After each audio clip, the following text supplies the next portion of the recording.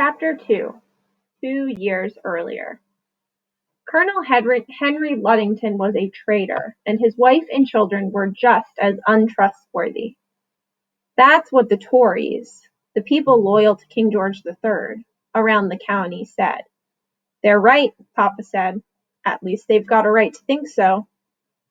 Luddington had been on the king's side most of his life, but he had switched sides 2 years ago when the Revolutionary War began. It wasn't as sudden on my inside as it looked from the outside, Papa would say, his blue eyes winking, first the left, then the right, at Sybil, the way he did when he knew he sounded a little crazy. Crazy like a fox, thought Sybil, which meant sly and tricky and smart. Crazy the way she wanted to be. When the first shot of the Revolutionary War was fired on Lexington's town green, the shot heard round the world, Papa walked away from his Tory friends and didn't turn back. Sybil was 14 when that had happened. She was there the day Papa came into the kitchen and stood in the back doorway, leaning heavily against the frame. Mama turned from the fire and met his eyes. "So it's begun," she said. The Minutemen of the Continental Army fire on the British in this depiction of the Battle of Lexington and Concord, 1775. Sybil's 4 little brothers looked up from marching their animals into the wooden Noah's Ark and stopped making animal sounds. Sybil and Becky stopped weaving. They let the beaters on their looms fall still and exchanged a meaningful glance. It took Molly, then 9, to say flatly, "What?" "The bloodshed," said Papa, too upset to mince words in front of the children. British soldiers holding Boston, 175 miles to the east of the Luddingtons in Dutchess County, New York, had marched on the nearby towns of Lexington and Concord. 2 wily leaders of the Patriot Rebellion, Samuel Adams and John Hancock, were rumored to be hiding in Lexington. The Redcoats, as the British soldiers were called, hoped to get hold of supplies the Patriot militia had stored in Concord after they'd caught the rebel leaders and strung them up. Adams and Hancock knew ahead of time, of course, Papa said. How? That was Molly again, always asking questions. General Gage is not as brilliant as he thinks, said Papa gruffly. Gage was the British general in charge of Boston. Someone spilled the beans, said Becky. She meant a spy had talked. And somebody else picked them up, said Sybil. She meant the message had been passed to the Patriots. So they were waiting? Molly wanted the full story, too impatient to wait for the situation to be drawn out more clearly. 2 Bostonians were waiting for news of whether the troops were coming by land or sea, said Papa. One of them, Paul Revere, slipped right under the nose of the big British man-of-war, Somerset, that's a ship, and rowed all the way to Lexington and on to Concord to spread the alarm. His friend William Dawes took one leg of the trip, and he took the other. How far is that? Asked Sybil. At least 20 miles, said Papa.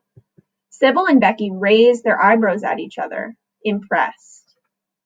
Were they in time to call out the militia? Asked Molly. Papa nodded. He sat down at the table and rubbed his fingers over the wood grain. But there wasn't much of a militia to drum up, he said. Old Captain Parker can hardly give the rally cry, he's so weak. He's got 80-odd farmers for soldiers, so-called Minutemen. They haven't got many muskets to speak of. But when somebody fired, they were ready to answer in a minute, all right. A Patriot defends his home from a British soldier, 1776. How many redcoats? Asked Becky. Hundreds, my love, said Papa. More by the time they got to Concord, but by then there were more Minutemen, too. All called out by only 2 men? Asked Sybil. Not exactly. There was a chain of alarm. Some rang bells. People heard and blew horns or conch shells or lit fires. That worked? Asked Archie. Just 7. He was listening sharp-eared from the floor while his little brothers trotted bears and elephants into the ark. This poster encouraged young men to join the troops in the post-Revolutionary War years. It did. Then what happened? Becky chewed a fingernail anxiously. Adams and Hancock got away, warned by Revere, who eventually got himself caught. Papa paused, then went on. The militia marched out to protect their stores, and the redcoats fired on them. There was a shocked silence. How many dead? Asked Sybil. More of them than us, said Papa softly. Us, Henry? Mama asked. Patriots, Papa said firmly. Colonists. People who came here to have a country of their own. We all did that, said Becky. The Loyalists, too. Not just the Patriots. Mama reached for Becky's hand. When it comes to guns being fired, you can't be for both sides, she said. Papa made a little speech then. I'd rather defend these colonies for ourselves, not for some ruler on a throne thousands of miles away. The so-called Loyalists, the Tories who call us traitors and rebels, are too scared to oppose him. The British have been getting ready, and now they're gunning us down, said Papa. It's time for us to get ready too. More ready.